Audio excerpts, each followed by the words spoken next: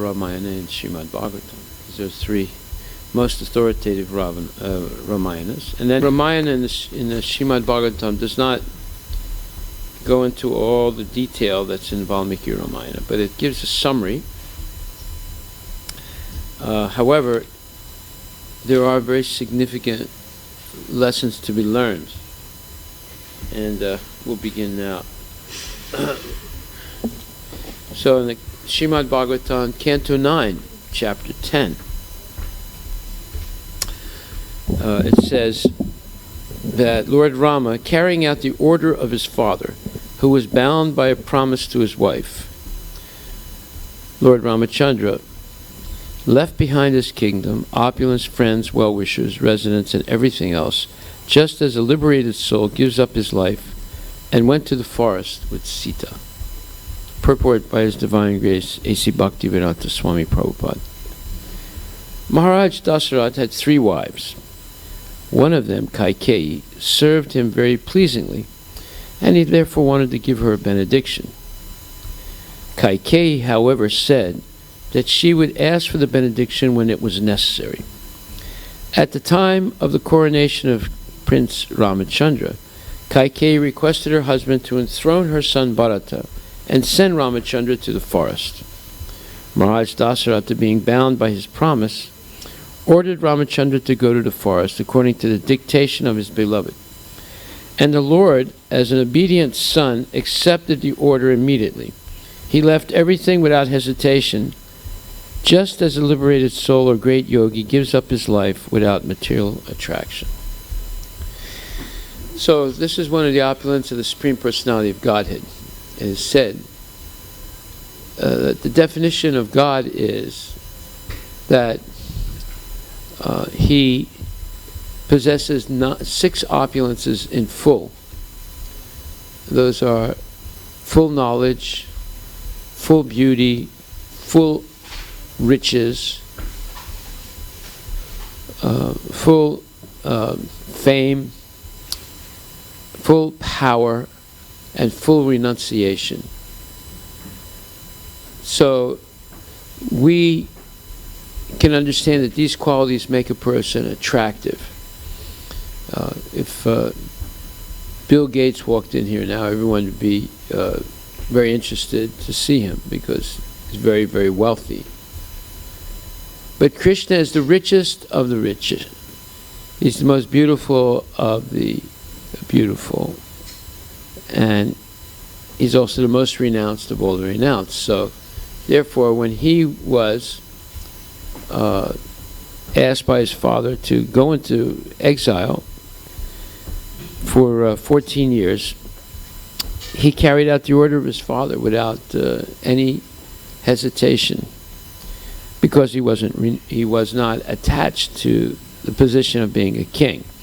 He was much more concerned about following the order of his father, who was a great personality, King Dasarath. Now, how is it possible that Kaikeyi would want to have Ram banished? Well, that is an interesting thing to discuss, because it's a study in political science. There are different methods of influencing people. The demons use one method of, first of all, making friends with someone by offering service, by which one makes that person indebted to them. Secondly, is to define a common enemy. That was a little difficult for Kaikeyi to do. She had to convince, I'm sorry, not Kaikeyi, but Mandara. Mandara had to convince Kaikeyi that Ram wanted to kill her son, Bharata. That was difficult to do. But she was able to do it by putting a doubt in her mind. And she said, why do you think that Dasarath asked Bharata to go and visit a distant relative, while at the same time he's going to coronate Ram. And she put this doubt in her mind and said that this is his strategy so that when Bharat comes back, Ram will kill him. Well, at first Kaikeyi didn't want to believe that, but Manthara continued saying different things that put doubts in her mind. So this is the technique of the demons. They put a doubt in somebody's mind, and then they do everything to convince that person that the doubt is real. Like, for example, there was a great doubt put in everyone's mind that in the year 2000, the Y2K, all the computers in the world would fail and there would be mass chaos.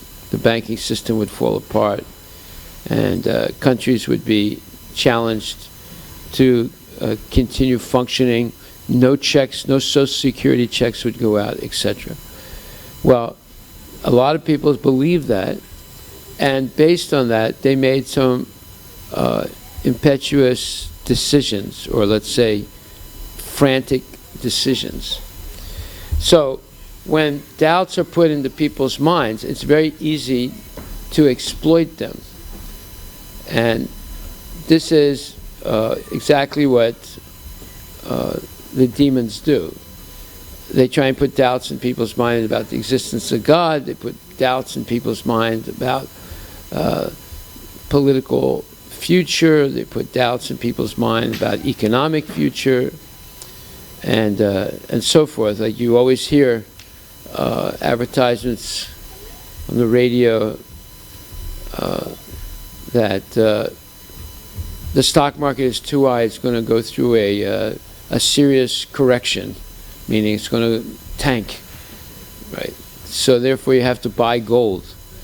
So you scare people enough, they start buying gold. Who wants people to buy gold? The gold sellers want them to buy gold. So they have to make them have a doubt about the future of the stock market. So here, Manthara was able to make a credible argument in the eyes or in the ears of Kaikeyi that Ram was going to kill her son, because he didn't want any rival to his position as the king. So she became afraid, and her motherly instinct took over. She wanted to protect her son, and she got angry.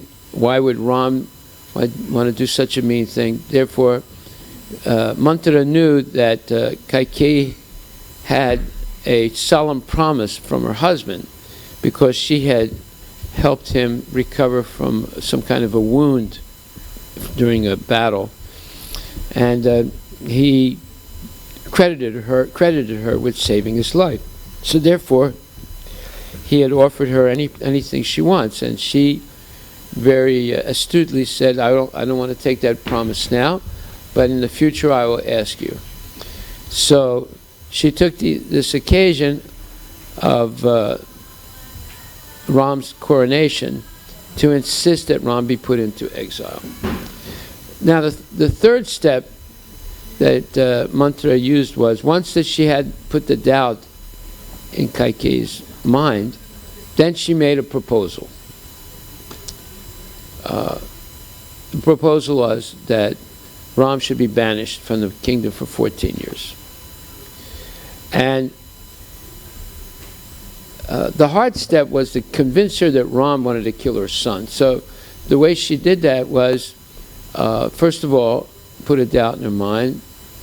Once there was a doubt in Kaikeyi's mind, then she pleaded with her to her mother's instinct that she should do everything to save her son.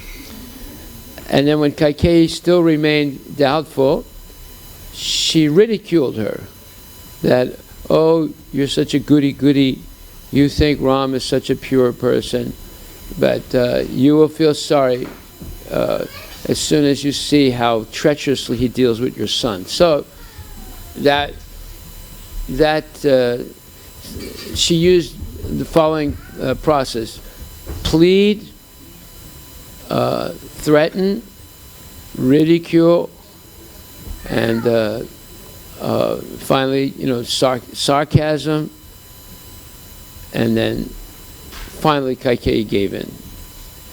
And then she made a proposal, and that was that Ram should be banished, and then she step 4 is that you go to execution. She pumped her up with the courage to go and see Dasarath and convince him that Ram should be banished. So this same strategy is used in politics today.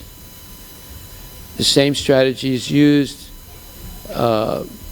by businessmen to convince people to act in a certain way. So fear is the worst impetus for making a decision. As soon as we make decisions in a state of fear, we definitely will make mistakes. And therefore, the sign of a spiritually elevated person is that they are abhaya. Abhaya means fearless. Why? Because they have complete faith that Krishna is the Supreme Personality of Godhead. Therefore, in all kinds of difficult situations, they take complete shelter of Krishna, and they don't make decisions in a state of fear. They make decisions that are always predicated by the fact that Krishna will protect them. Like, for example, one of my daughters, she was pregnant while still in Mayapur, in the holy site of Lord Chaitanya's appearance. And she got the measles and virus. And then she was diagnosed by a doctor, and then the doctor said she should immediately abort the baby because the baby would be born deformed. So many of her friends who were devotees also advised her to get an abortion rather than give birth to a deformed baby. Well, she was a little confused. She didn't know what to do. So she called me up. I was in the United States. And she asked me, what should I do? And I said, well, you're in one of the holiest places in the world. You're chanting Hare Krishna. You're seeing the deities every day. You're offering service. You're eating holy prasadam. I said, therefore, you should depend completely on Krishna. Just pray to the Lord, and whatever happens, accept it as the mercy of the Lord. And she said, okay, that's what I'm going to do. And even though her friends were recommending that she get an abortion, the doctors were recommending that she get an abortion. Right? So she did that, and her son was born perfectly healthy without any problem. So the same thing happens when you go to materialistic doctors and psychiatrists and psychologists and marriage counselors. If you go in and give a woeful tale, oh, my husband is like this, he's like that, finally they say, oh, you should get a divorce. That's the way the demons calculate things. But here's the boy that was born to my daughter. Doesn't look like he's deformed, right? Yeah.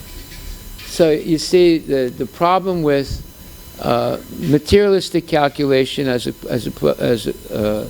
compared to a spiritual calculation is there's no faith in God. Now, one should be ready to accept whatever God's decision is for us and live with the consequences. But we should always have faith that Krishna will protect us. Now, this is one of the 6 symptoms of surrender to the Lord. And one cannot claim to be a devotee unless they're willing to surrender completely to the mercy of the Lord. Anukuyasya sankalpa pratikulyasya varjanam raksisyaye siti vishvaso goptritre varanam tata atmaniksepa karpanye sadvida pratilakshanam sadvida saranagati. I'm sorry. So one should accept everything favorable for the service of the Lord. One should reject everything unfavorable. And one should accept that Krishna is the ultimate protector. That one does not have to depend on anything else except Krishna. So this is what Prahlad Maharaj did, and it worked really well for him. And this is what Dhruva Maharaj did. It worked very well for him. And this is what Prabhupada did. It worked very well for him. We can go down the line. All great devotees, Ramanujacharya, Madhvacharya, and all these great acharyas, they were always in some difficult situation, even Lord Chaitanya. But they depended on the mercy of the Lord, and by being patient and perseverant and faithful to the Lord, everything worked out nicely. Sita Devi was in a dire, absolutely catastrophic situation, but she never gave up her faith or loyalty to Lord Ramachandra, and she was saved. And she was not in any way defiled by the demon. So we need to not only hear the pastimes of the Lord and his devotees, but we should see how it should apply to us in all the different situations that we may be in. A person who doesn't have faith in God will always become fearful and doubtful. And as Krishna says in the 4th chapter, that for the doubtful soul, nayam lokosti na paro, na sukham samsayatmanaha. For the doubting soul, there is happiness neither in this world nor the next. So, how to build up that strong faith? That's by associating with people of faith. If you associate with people who don't have faith, obviously you will lose whatever faith you have in Krishna. But if you associate with people of strong faith, who have gone through the different travails of life in this world and remain faithful to Krishna, then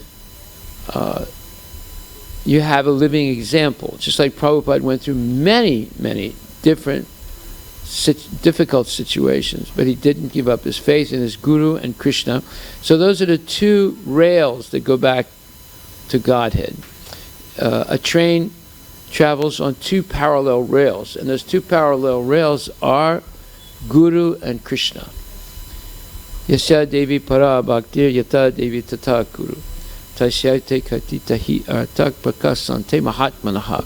One who has unflinching faith in Krishna and the spiritual master, then Krishna reveals all the imports or all the meanings of the scriptural knowledge, and so that the devotee can go back to Godhead. So, ajnas chastradadana sya samsayatma vinasyati nayam lokusti na paro na sukham samsayatmanaha. But ignorant and faithless persons who doubt the revealed scriptures do not attain God consciousness. They fall down. For the doubting soul, there is happiness neither in this world nor in the next. So Prabhupada says in the purport, this 4th chapter, 40th verse, that out of many standard and authoritative revealed scriptures, the Bhagavad Gita is the best. unequivocal. In other words, he's saying of all the Vedic scriptures, Bhagavad Gita is the best. Persons who are almost like animals have no faith in or knowledge of the standard revealed scriptures, and some, even though they have knowledge of or can cite passages from the revealed scriptures, have actually no faith in these words. So, he's saying even people who can recite the scriptures, but actually they have no faith. Now, faith will be tested. Just like Harivilas Thakur, he was rejected by the Brahmins, and he was rejected by the Muslims. He was a Muslim, so they rejected him because he took to chanting Hare Krishna. And the Brahmins rejected him because he was born a Muslim. But who didn't reject him? Lord Chaitanya. But Lord Chaitanya did not want to create social, let's say, criticism. So when Harivilas Thakur was in Jagannath Puri, he did not come to the temple of Jagannath to have darshan of Jagannath because it would disturb too many people. But what did Lord Jagannath do? Lord Chaitanya is not different than Lord Jagannath. He would go and see Harivilas Thakur in secret and bring him prasadam from Lord Jagannath and associate with him in his little kutir, which was on the beach. You can visit that today. So we see that there's a saying, if a person doesn't go to see Muhammad, Muhammad goes to see the person. Right? So in other words, if for some reason or other you cannot go to see Krishna, just like Harivilas Thakur could not go to have darshan of Jagannath, Lord Jagannath came to see him. So we need to have that faith. When people think, oh, I'm so alone, nobody likes me, this world is a hostile place for me, I don't know what I'm going to do, maybe I should commit suicide, I have no hope for happiness in this world. That is the ultimate state of Maya, of illusion. One is never alone. How can you be alone when Krishna is in your heart as the Paramatma, witnessing everything you do? But people who don't have faith in that, they imagine things like, oh, I'm so alone, I'm lonely, no one appreciates me, and so forth. And they work themselves up into a state of, into a frenzy of self-denial and eventually suicide. So, persons who are almost like animals have no faith in or knowledge of the standard revealed scriptures. And some, even though they have knowledge of or can recite passages from the revealed scriptures, have actually no faith in these words. And even though others may have faith in scriptures like Bhagavad Gita, they do not believe in or worship the personality of Godhead Sri Krishna. Such persons cannot have any standing in Krishna consciousness. Now, this seems to be a difficult thing to accept. It says, and even though others may have faith in scriptures like Bhagavad Gita, they do not believe in or worship the personality of Godhead Sri Krishna. So who was that? That was none other than Mohandas Gandhi. He could cite Bhagavad Gita. He even said that he read something from the Bhagavad Gita every day. But he did not believe that Krishna was a real person. He considered Krishna something like a fictional person. Now, what happens when a person begins to read Bhagavad Gita but think Krishna is not a real person? That affects every other decision they make in their life. So, therefore, although Gandhi was a noble person in many ways, he was confused and he was outsmarted by Mr. Jinnah. Jinnah, by the way, he was his family were Hindus. Did you know that? They were Hindus. They were only one generation. He was a one-generation Muslim. His grandfather was a prominent Gujarati Hindu. But he had been mistreated by Brahmins. They refused to consider him a Hindu because he had done some business with the Muslims. So, out of, let's say, frustration with the Hindu Brahmins, the father embraced Islam. The grandfather embraced Islam. And then, but they were a prominent Hindu family, you see. Now today you have several other people prominent like that. For example, you have this Ravi Zacharias. Anybody know who he is? He is one of the most popular Christian preachers in the United States. He's born in a Hindu family, a Brahmin family, South Indian. But he was very poorly treated by his strict South Indian tradition. And he got so upset he converted to Christianity. Now he is a very, very successful and popular preacher in the United States and in India. And he's converted many Hindus to Christianity. So there are many other people like that too, who were very prominent, born into prominent Hindu families, but because of mistreatment by the Brahmins, they converted to Islam or Christianity, and went on a tirade and a crusade to destroy Hinduism. So that's been going on ever since the Muslims invaded India. That type of blind fanaticism of the Brahmins. Maybe not all, but most. And because of that, there's so many Muslims, and now Christians also are increasing in India. Because of that foolish strategy of fanatical, let's say, prejudice on the part of Brahmins. So, Srila Prabhupada says, such persons cannot have any standing in Krishna consciousness. They fall down. Out of all the above-mentioned persons, those who have no faith and are always doubtful make no progress at all. Men without faith in God and His revealed word find no good in this world nor in the next. For them, there is no happiness whatsoever.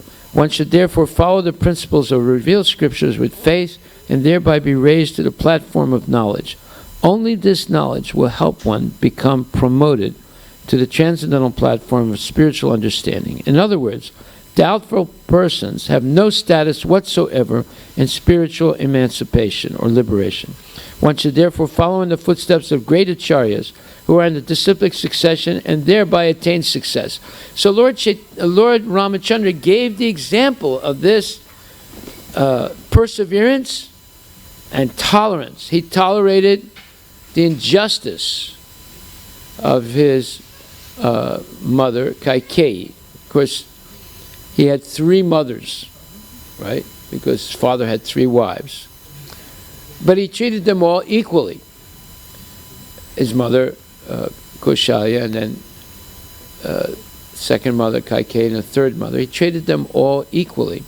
And later on, after he was in exile, and Bharat came from Ayodhya with, after Dasarath had died, but with the 3 wives and with most of the residents of Ayodhya and the army, and he begged Lord Ramachandra to come back. During that time, Ramachandra and Sita Devi met with Kaikeyi, and Ramachandra did not in any way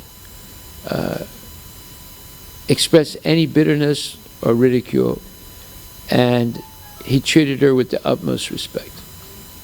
So did Sita Devi. although they were going through a lot of difficulty living in the forest, but they did not in any way express bitterness. So this is exemplary behavior. In other words, the entire Vedic value system is based on the example of Lord Ramachandra and his pastimes in the Ramayana. And therefore, we should very carefully read the Ramayana to understand what is proper behavior in order to cull the favor and the attention of the Lord. People are always attracted to a person who is very well behaved, very polite, very humble, and very tolerant, honest, clean, always a well-wisher, always working for the welfare of others, and a great believer in Krishna or Rama, and so forth. So that makes a person extremely attractive. In fact, Lord Chaitanya says the most famous person is the sincere devotee, is the pure devotee. They become very popular in society because of their purity. People look for pure gold. They don't want 14-karat gold. In India, they want 24-karat gold, right? And so purity is the force. And if we maintain the purity doesn't mean you have to be some Superman. It simply means you humbly follow the instructions of God and remain faithful in spite of all difficulties in life. So, therefore we proceed. While wandering in the forest, where he accepted a life of hardship, carrying his invincible bow and arrows in his hand, Lord Ramachandra deformed Ravana's sister, Surpanaka, who was polluted with lusty desires, by cutting off her nose and ears. He also killed her 14,000 Rakshasa friends, headed by Kara, Trishira, and Dusana. So, we see that Ramachandra was extremely heroic. Single-handedly, he killed 14,000 Rakshasas. And he cut off Surpanaka's nose and ears because she threatened to kill Sita Devi. And he endured all the hardship of living in the forest. Living in a forest is not an easy thing. Go and try it, and you'll see. There's no hot water. There's no, shelter. There are wild animals, and in Rama's time there were wild Rakshasas. 14,000 of them. Each Rakshasa is about 16, 18 feet tall, and they're man-eating demons. O King Parikshit, when Ravana, who had 10 heads on his shoulders, heard about the beautiful and attractive features of Sita, his mind was agitated by lusty desires, and he went to kidnap her. To distract Lord Ramachandra from his ashrama, Ravana sent Maricha in the form of a golden deer, and when Lord Ramachandra saw that wonderful deer, he left his residence and followed it, and finally killed it with a sharp arrow, just as Lord Shiva killed Daksha. So, when Ravana enlisted Maricha to distract, to catch the attention of Sita Devi and inspire Lord Ram to chase after the deer, Maricha, being a Rakshasa demon also, was able to change his body into that of a golden-colored deer, very sweet and innocent looking. Well, at first he tried to dissuade Ravana from trying to kidnap Sita, because he said, look, you don't know him, I know him, I was there when he killed the 14,000 Rakshasas, and he shot an arrow at me, purposely not to kill me, but to fling me or to throw me all the way from northern India all the way down to Lanka to give you the message of what happened. He said, you don't know what he's like. He looks like a human being, but he's not. And he tried to convince Ravana, and Ravana said, look, you don't do what I say, then Rama's not going to kill you, I'm going to kill you. So now, Maricha had to make an existential decision. The existential decision was, should I be killed by this demon, Ravana, or should I be killed by the Supreme Personality, Ram? He said, better be killed by Ram. Now that's a good decision, right? Because if the Rakshasa kills you, you go to hell. But if Ram kills you, you go back to Godhead. So that's actually a good deal. See, he made the right decision. So then he agreed, not because he wanted to help Ravana, but because he didn't want to be killed by Ravana, he wanted to be killed by Ram. So he agreed to do, ostensibly he agreed to do what Ravana did, but actually he did not ascribe or he did not support what Ravana wanted to do. He knew it was going to fail because Ravana was not able to see who was Ram. Now that is the problem of the demons. And this is what Prabhupada is explaining this purport in 440, chapter 4, verse 40. He's explaining that persons who are almost like animals have no faith in or knowledge of the standard revealed scriptures. So that's symptom 1.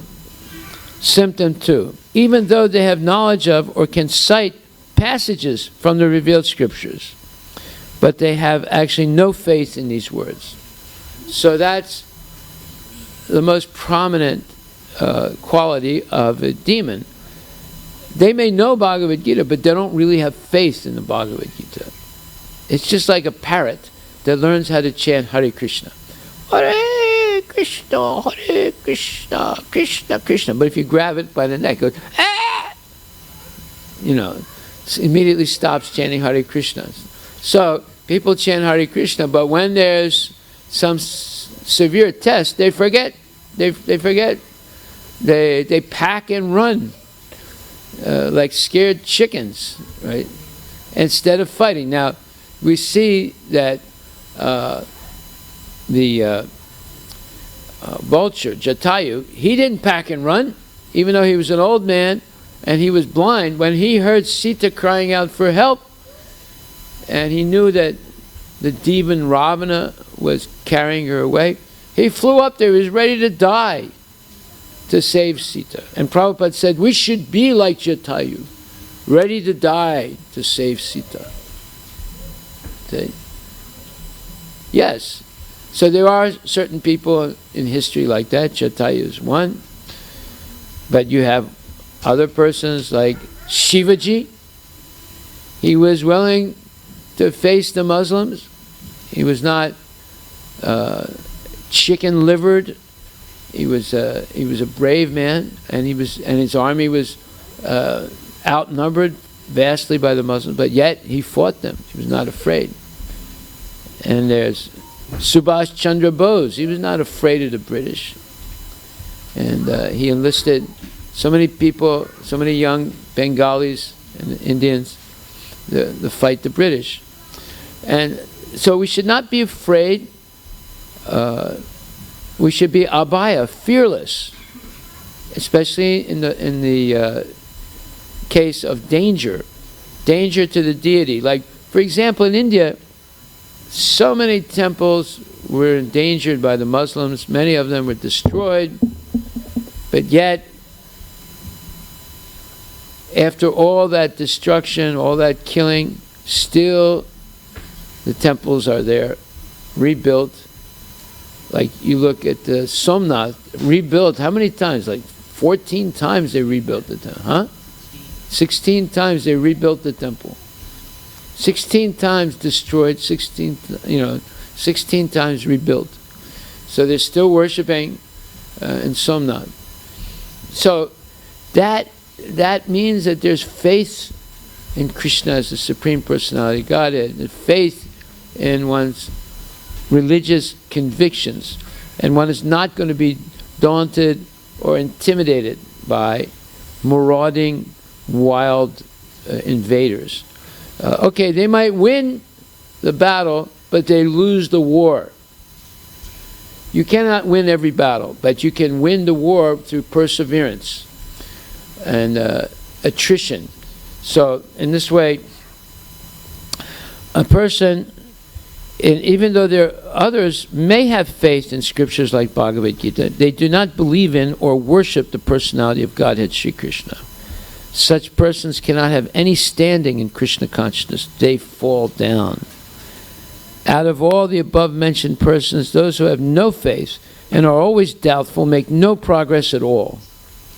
Men without faith in God and His revealed word find no good in this world nor in the next. For them, there is no happiness whatsoever.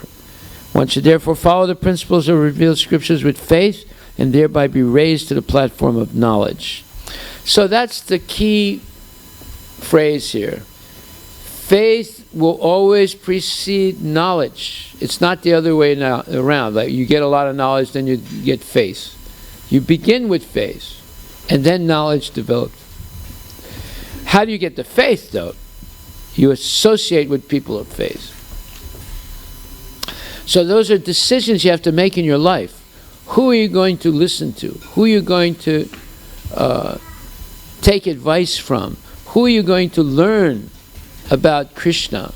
Who's going to teach you about Krishna and your eternal relationship with the Lord? Now, everyone in this world talks about and desires love, but in truth, very few people know how to achieve love. And it's an anomaly. It's a contradiction. They talk about it, they desire it, but very few people actually achieve it. Rather, they have relationships that seem to start out really good and end up very banal and frustrating. So, why is that? Unless we learn to love Krishna, we will never be able to love anybody in this world. Because Krishna is the supreme object of love. And we are all seeking Krishna because we were with Krishna originally. But we made it a very fatal mistake of thinking we could find more happiness in the material world than in the spiritual world. And that is basically a hopeless endeavor. If you think you're going to be happier in the material world than in the spiritual. But that's why we're here. And that's why we're all trying to be happy by manipulating the material energy in different ways. And ultimately, we're all going to fail. We get old, we get sick, ultimately you die. When you die, you lose everything. Right? Whatever you accumulated, you're going to lose it. So, therefore, the reason why we're looking for love is we're looking for that original love that we had for Krishna, but we lost it due to being tricked by Maya. But going back to that is the solution to all our problems. So once we learn to love Krishna, then we can develop genuine loving relationships with all Krishna's devotees. Everybody's Krishna's devotee. Right? Just like I've learned a lot from taking care of cows.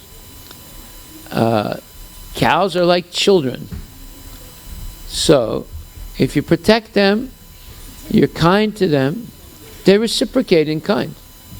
If you play rough with them, they become rough with you. If you don't treat them nicely, they don't treat you nicely. You see? The cow is a living being and they're very reciprocal. But if you're always affectionate and kind to the cow, they become very affectionate and kind to you. And they become just like children. They become very, very, let's say, loyal. They recognize you. They come in and sniff you and lick you. Because that's the way they say hello to each other, right? So when you associate with a cow and treat it like a child, and you care for the cow becomes a miraculous friend. And Srila Prabhupada has explained, but simply protecting cows, you can attain all auspiciousness in this life. People don't realize how precious a cow is for economy, for mental stability, for energy. The whole Vedic village life was based on the cow and the bull. They got energy from cow dung, they got medicine from cow urine, they got nutrition from cow's milk, right? And everything about the cow is valuable. The horns, the skin, the cow alive or cow dead is valuable, you see. There's nothing inauspicious. The cow dung is ideal fertilizer. In fact, if there's a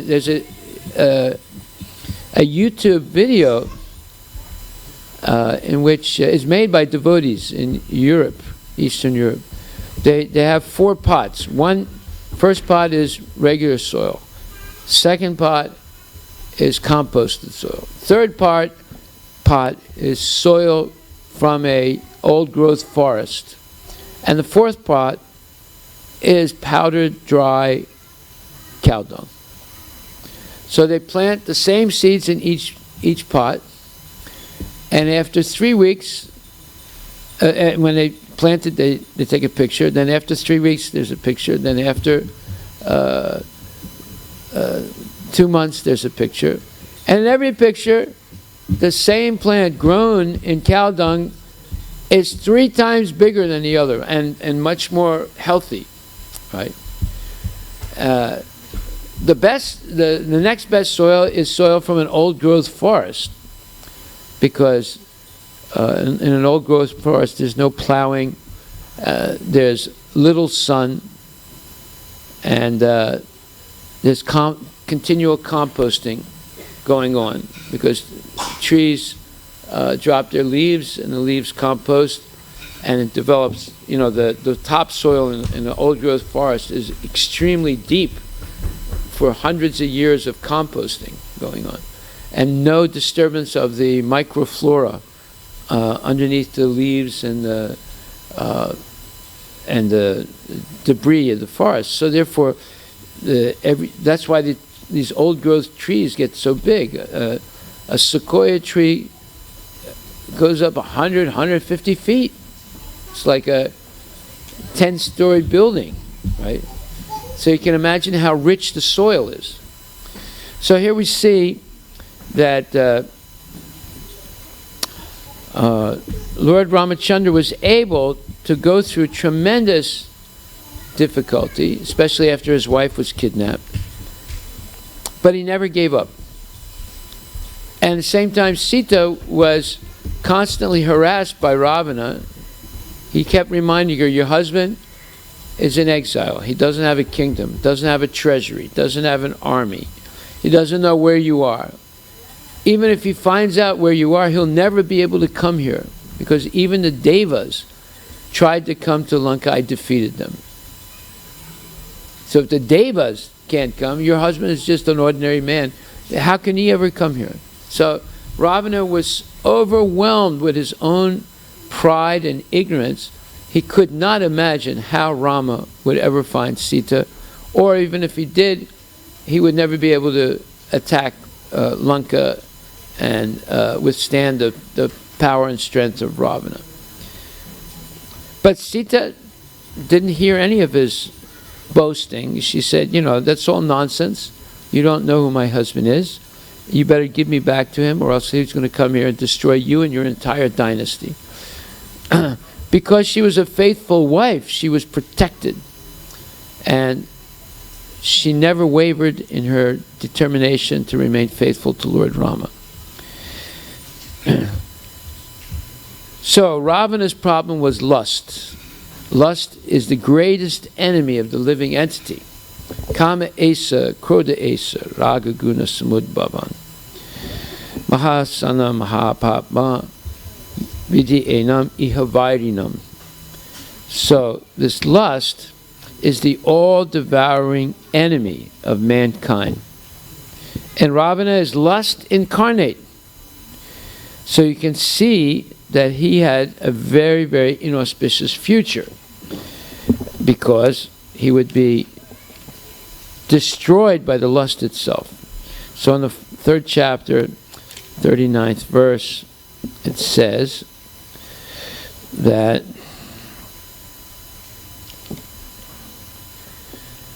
it is lust only, Arjuna, which is born of contact with the material mode of passion and later transformed into wrath, and which is the all-devouring sinful enemy of this world. And Srila Prabhupada explains, when a living entity comes in contact with the material creation, his eternal love for Krishna is transformed into lust. In association with the mode of passion, or in other words, the sense of love of God becomes transformed into lust, as milk in contact with sour tamarind is transformed into yogurt. Then again, when lust is unsatisfied, it turns to wrath or anger. Anger is transformed into illusion, and illusion continues the material existence. Therefore, lust is the greatest enemy of the living entity, and it is lust only which induces the pure living entity to remain entangled in the material world.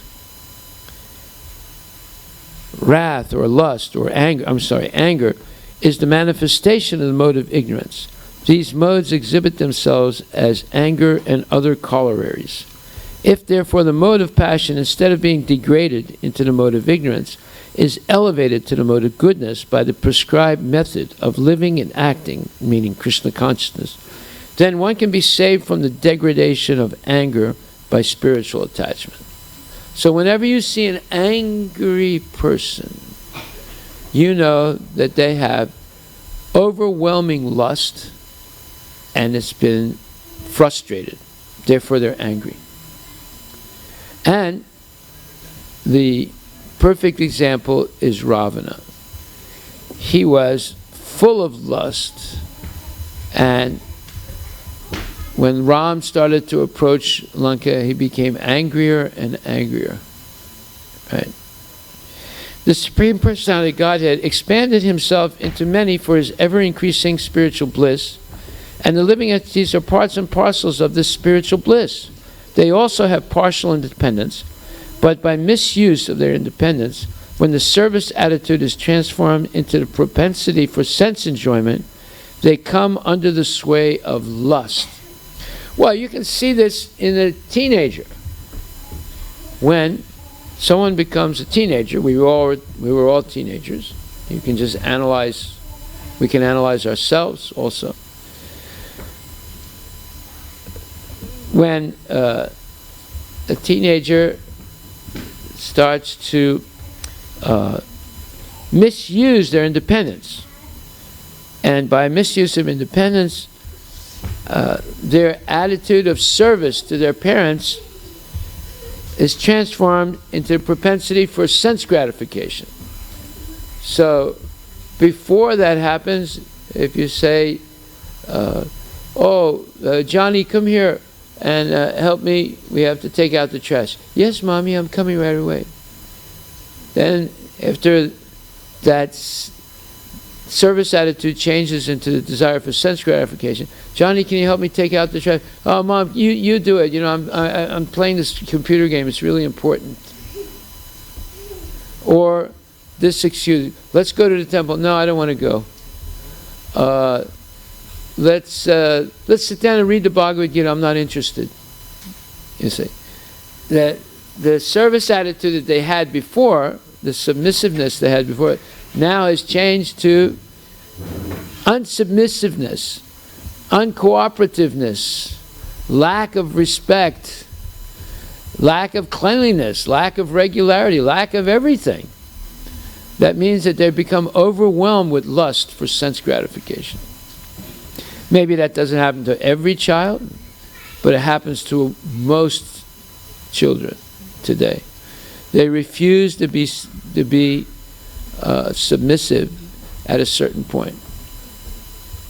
That's symptomatic of the rise of lust. Lust means excessive desire for sense gratification. And when that gets frustrated, they get angry.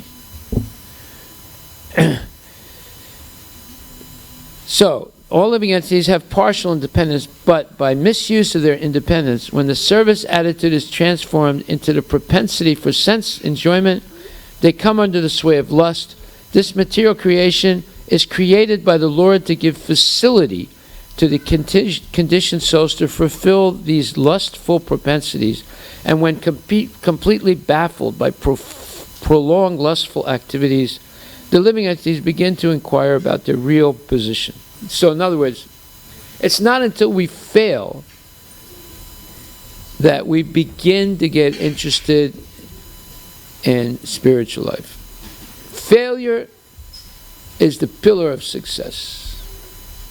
So we should not be afraid of failing. We should accept failure as Krishna's mercy, as our wake-up call, that, wait a minute, if I just keep on being materially successful, I'll end up in hell.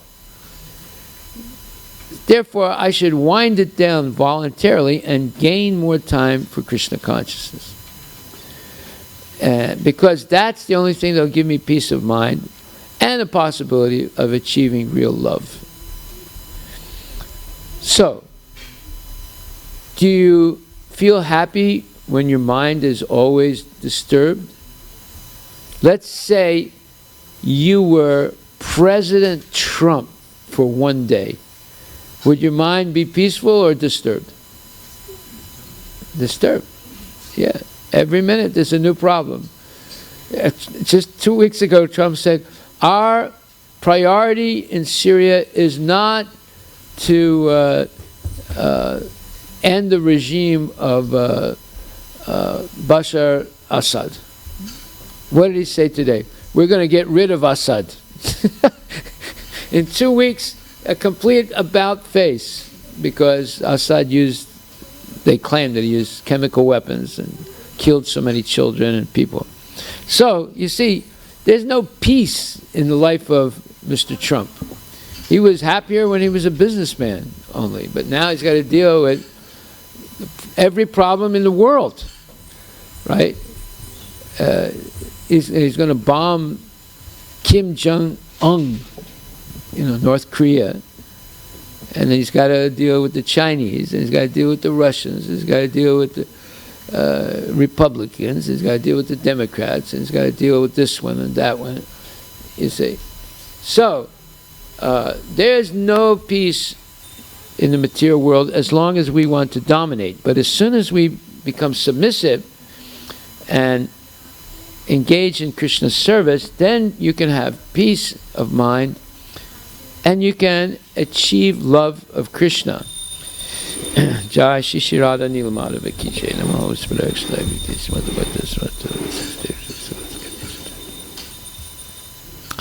So Krishna said, so Prabhupada says, this material world is created by the Lord to give facility to the conditioned souls to fulfill their lustful propensities, and when completely baffled by prolonged lustful activities, the living entities begin to inquire about their real position. So we should not be surprised that there will be failure in life. Failure to achieve our lusty desires. That confuses us. That puts us in a state of distress. But in that state of distress, if we turn to Krishna like Arjuna turned to Krishna in his state of distress, then there's a possibility of finding the ultimate solution to this whole problem of birth and death. This inquiry is the beginning of the Vedanta Sutras, wherein it is said, Atato Brahma Jigyasa. One should inquire into the Supreme, and the Supreme is defined in Srimad Bhagavatam as Janmadasya Yata, Nivayad Itaratascha, or the origin of everything is the Supreme Brahman. Therefore, the origin of lust is also in the Supreme. If, therefore, lust is transformed into love for the Supreme, or transformed into Krishna consciousness, or in other words, desiring everything for Krishna, then both lust and anger can be spiritualized. Hanuman, the great servitor of Lord Rama, exhibited his anger by burning the golden city of Ravana, but by doing so he became the greatest devotee of the Lord. Here also in Bhagavad Gita, the Lord induces Arjuna to engage his anger upon his enemies for the satisfaction of the Lord. Therefore, lust and anger, when they are employed in Krishna consciousness, become our friends instead of our enemies. So, Krishna consciousness is a process of transforming lust back into love for Krishna. And nonsense, material life, is the process by which we transform our original love of Krishna into lust for material domination. So, we have to decide which way we want to go. From lust to love, or from love to lust. You see. That means we come from peace to constant trouble, or from constant trouble to peace. Therefore, lust and anger, when they are employed in Krishna consciousness, become our friends instead of our enemies. So, when the gopis are lusting, not for sense gratification, but lusting to give Krishna pleasure, then they transform lust into love. And when the gopis are not pleased to see Krishna unhappy, and they'll do anything possible to please the Lord, then that's the difference between lust and love. As it says here, that, and this is the key phrases here,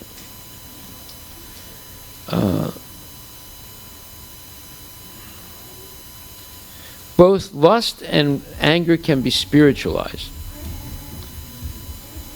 Hanuman, the great servitor of Lord Rama, exhibited his anger by burning the golden city of Ravana. But by doing so, he became the greatest devotee of the Lord. Here also in Bhagavad Gita, the Lord induces Arjuna to engage his anger upon his enemies for the satisfaction of the Lord. Thus, therefore, lust and anger, when they are employed in Krishna consciousness, become our friends instead of our enemies. So both lust and anger can be spiritualized. Lust is transformed into love for the Supreme, or transformed into Krishna consciousness, or in other words, desiring everything for Krishna.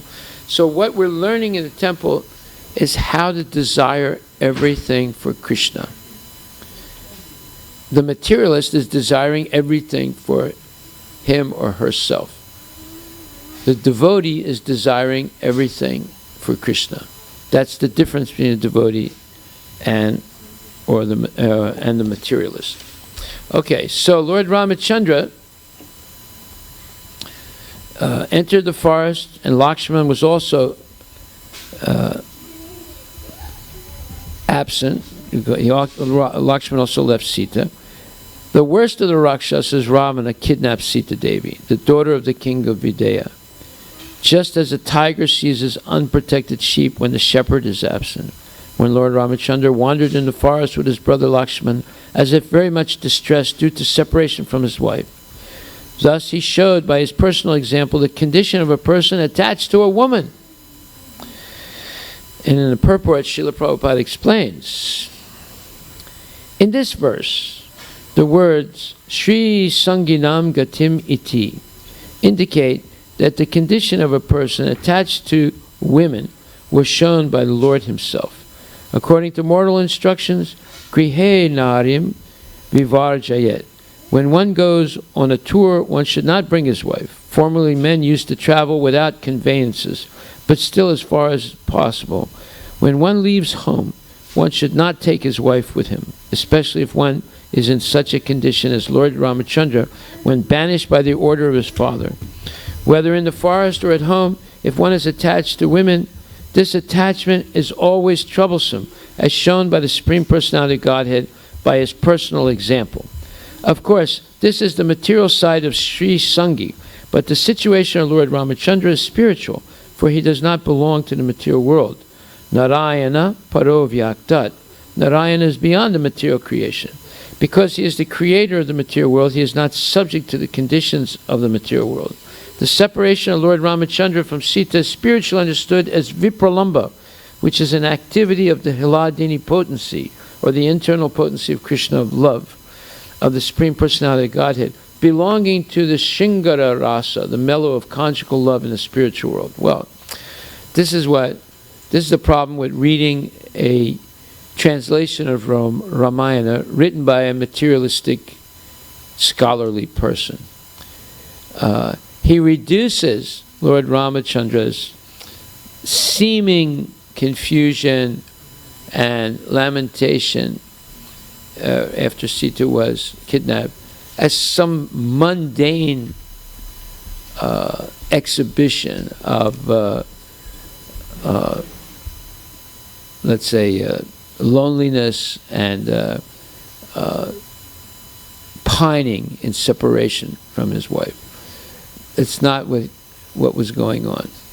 That's the way the rationalist, empiricist scholars write. So when you read unauthorized translations of the Ramayana, you end up with a mundane idea of who Ramachandra is.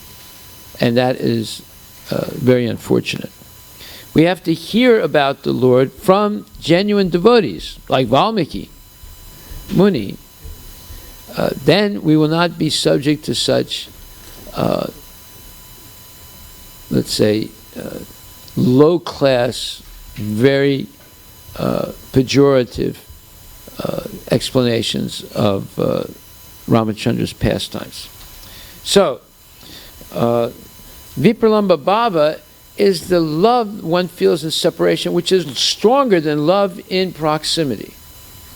Much stronger.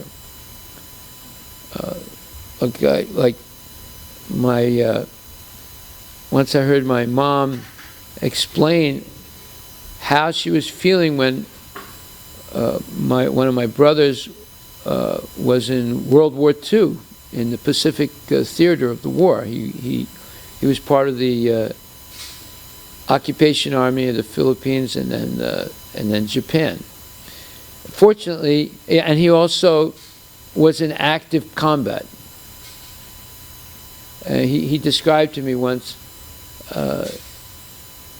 He was the youngest guy in his platoon, so he didn't have a gun. He had the radio telephone, and they would always make him walk in front.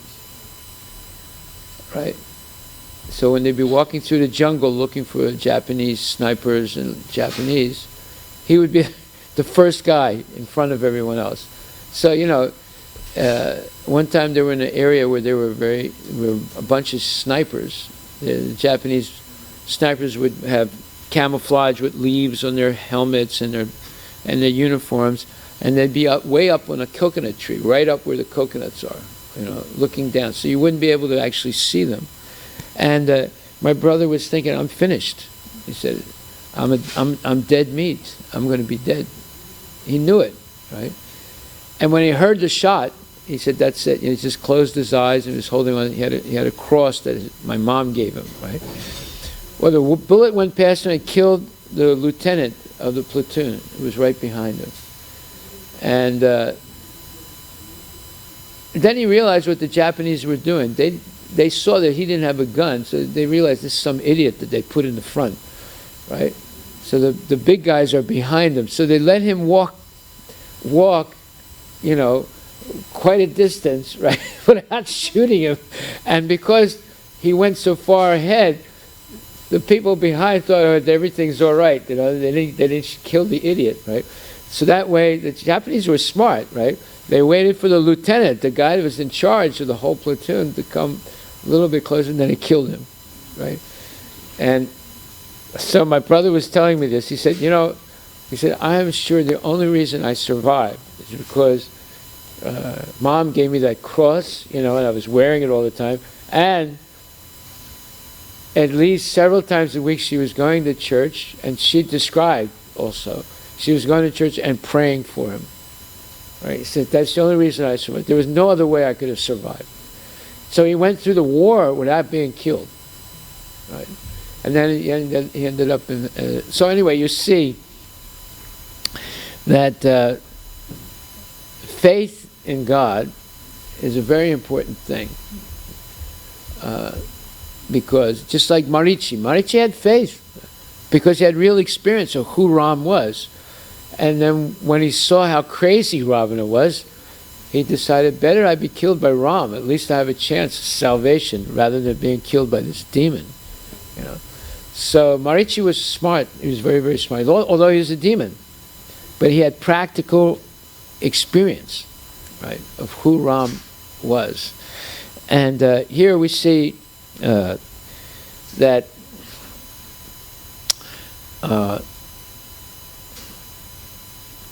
if we don't understand Ramayana from a genuine devotee and try and understand it from mundane translations, then we miss the whole,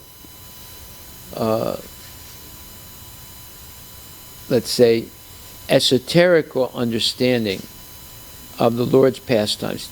Krishna, or Ram, is not an ordinary person. He's the Supreme Personality of Godhead. His separation from Sita was a transcendental pastime in which he demonstrated how love in separation is greater than love in proximity. Sita was constantly thinking of Ram while she was captured by Ravana. And Ram was constantly thinking of Sita. And then when they finally were joined together again, it was the most triumphant thing. It was the most wonderful thing. And even Shakespeare says that absence makes the heart grow fonder. So, and the Lord was enjoying the Hiladini Shakti, the internal potency of love and devotion between himself and Sita Devi. So then Prabhupada says that he begins to speak about an elevated subject now. The separation of Lord Ramachandra from Sita is spiritually understood as Vipralamba, which is an activity of the Hiladini potency of the Supreme Personality of Godhead, belonging to the Shringara Rasa, the mellow of conjugal love in the spiritual world. In the spiritual world, the Supreme Personality of Godhead is all the dealings of love, displaying the symptoms called Sattvika, Sanchari, Vilapa, Murcha, and Unmada. So these are different levels of ecstatic love. And these things are described in the Nectar of Devotion, which is a very advanced book, especially the latter parts of it. And it's also explained in the Chaitanya Charitamrita and Adi Lila, where Lord Chaitanya also experienced these things. Thus, when Lord Ramachandra was separated from Sita, all these spiritual symptoms were manifested.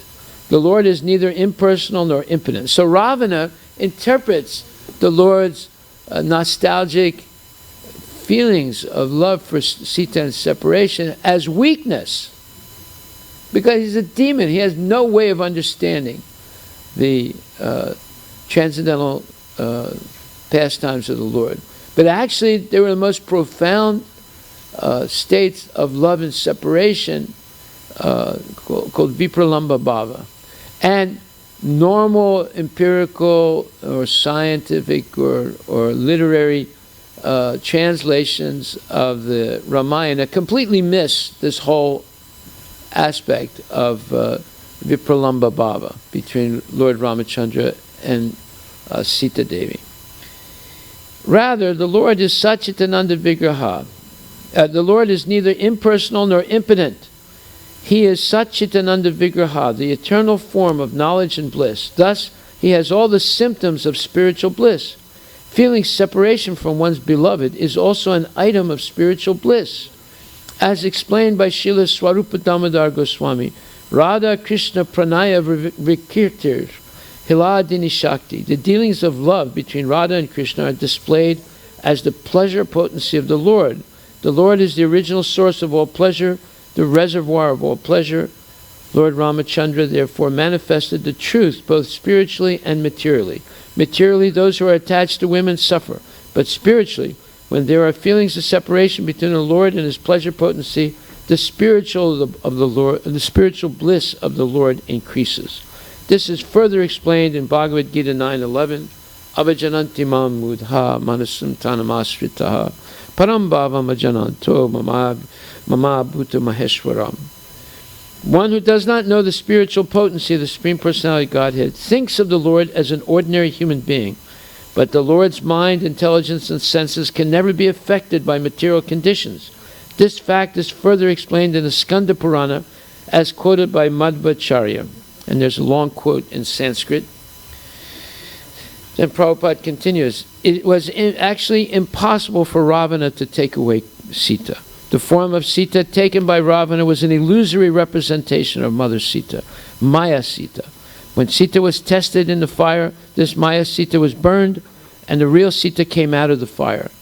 A further understanding to be derived from this example is that a woman, however powerful she may be in the material world, must be given protection, for as soon as she is unprotected, she will be exploited by Rakshasas like Ravana. Here the words Vaideha Raja Duhitari indicate that before Mother Sita was married to Lord Ramachandra, she was protected by her father, Vaideha Raja, and when she was married, she was protected by her husband. Therefore, the conclusion is that a woman should always be protected. According to the Vedic rule, there is no scope for a woman's being independent. Asamaksham, for a woman cannot protect herself independently. Well, don't read this to any of the modern feminists. They'll start screaming, "Ah!" like that, and they say, this is nonsense, and this is misogynistic rant. Yes, go ahead. Not a feminist, but this is the reality. So one of my friends, she's of my age, she has 2 kids. My husband passed away. Yeah, that's very sad. And she has a father-in-law whom she's taking care of, but he is pretty old. She decided that she will never get married again because she wants to take care of kids. That's the right decision. So now, how this applies to that situation? Well, the father-in-law is there. But he cannot do much because he's told himself. No, that's all right. He gives moral support. And the children are going to grow up. And if they have that example of the mother being faithful to her husband, and the fact that she cared for them, and the father is there, the grandfather of the kids is there also to instruct the kids, they will protect the mother. My father died. My mother was in her late 40s. My father was she was 40 or 50, and my father was like 66. And my mother was a very attractive lady, but she never got married again. And the 3 brothers, we took care of her right up until she died. She was 94 years old. So when a woman is faithful to her husband, even though he dies, Krishna will take care of her.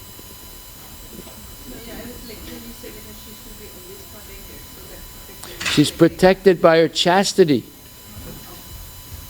How was Sita protected? She remained chaste to Lord Ram, and Ravana couldn't touch her. Yeah. Chastity is the best thing for a woman, because by remaining chaste to her husband, she develops mystical powers, like Sita Devi. So when Sita Devi told Ravana, you give me back to my husband, otherwise you'll be completely destroyed, what she said actually happened, because she had mystical power due to her chastity. See? People... Yeah, go ahead. Does it apply other way around? Like if a man loses his wife, which he should not get married again? Yeah, of course. In India, that's not the case. In India, it's expected that they have to be married, but like in women, like they expect it. Means I'm saying that because I believe the love belongs. Did Rama get married to somebody else? No, yeah, but like. So I'm saying that the whole value system of India is based on the story of Ramayana. Yeah, but they don't see that way. But then they always. Well, because there's so many things they don't see nowadays, because there's so much nonsense. No, but when it comes to women, they always talk Sita, and that's like, this is like different thing, right? So which is opposite. But you see, that's a different story. But like there are some scenes. No, but wait a minute. Rama did not seek any other woman when Sita was kidnapped. He could have very well said, "Oh, this one is lost. I'll marry some other Sita." No, he established Ekapatni Vrat. That's why this story is so important. That means Rama's father had 3 wives, right? Rama established from the time of Rama on. It's been fixed that a proper man should only have one wife and be loyal to her for his whole life, whether she dies or not. And same way a proper woman should have only one husband and be faithful to him for her whole life.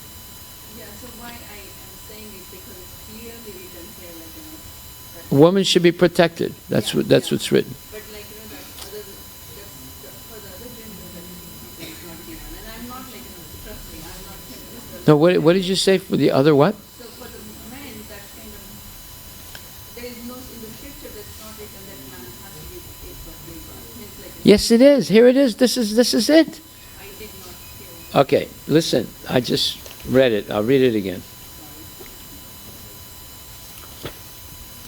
This is what you've been looking for the last, so many years. Huh? I'm not agreeing on anything, I'm just like, trying to. No, but look, obviously it's disturbing you, but that's why you come here to find out what the truth is. Okay, Srimad Bhagavatam, Canto 9, Chapter 10, verse 54. Ekapatni vrata daro, rajarsi charita suchi, swadharmam griha medinam, siksayan swayam acharat. Lord Ramachandra took a vow to accept only one wife and have no connection with any other woman. He was a saintly king, and everything in his character was good, untinged by qualities like anger.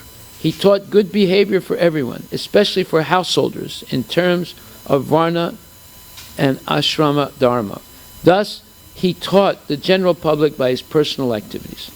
Purport by Srila Prabhupada, or commentary by Prabhupada. Ekapatni vrata, accepting only one wife, was the glorious example set by Lord Ramachandra. One should not accept more than one wife. In those days, of course, people did marry more than one wife. Even Lord Ramachandra's father accepted more wives than one. But Lord Ramachandra, as an ideal king, accepted only one wife, Mother Sita. When Mother Sita was kidnapped by Ravana and the Rakshasas, Lord Ramachandra, as the Supreme Personality of Godhead, could have married hundreds and thousands of Sitas. But to teach us how faithful he was to his wife, he fought with Ravana and finally killed him. The Lord punished Ravana and rescued his wife to instruct men to have only one wife. Yeah, but as long as she's alive, I'm talking about. No. She was kidnapped. Yeah, okay, yeah, I agree. He didn't know if she was alive or dead.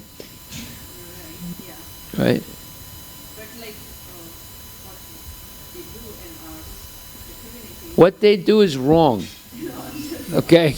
Let's just get that in your mind. What they do is wrong. They don't read the Shastra. And the Brahmins that they have are phony Brahmins, because they're not teaching like this.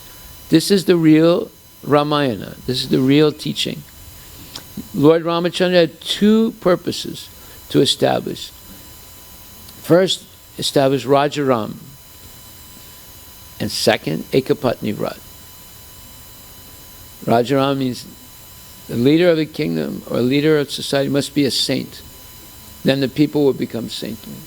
And secondly, a high-class man will only have one wife and always remain faithful to her, whether she's alive or dead. That's it. Finished.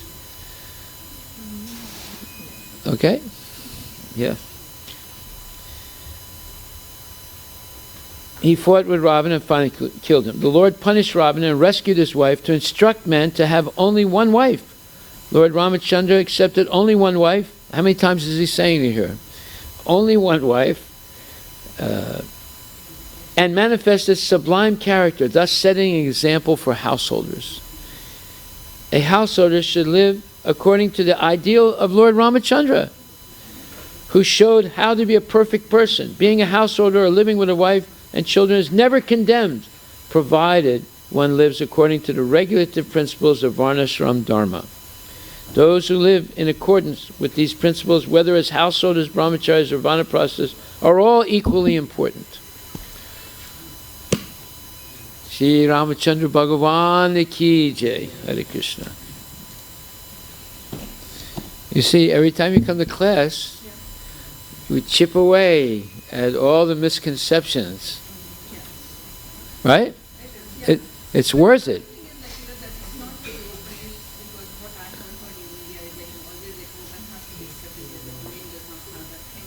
It's all nonsense. It's all deviation. All deviation from Dharma. Okay? So you have to understand how much people have deviated in this age. But that's why Srila Prabhupada, after he spread Krishna consciousness in the West, then he went back to India. He went back to India because if India is saved from becoming demoniac, then it can influence the whole world, right? But if India goes down the tubes, then there's no hope. So we have to fight for Bharat. Haribol.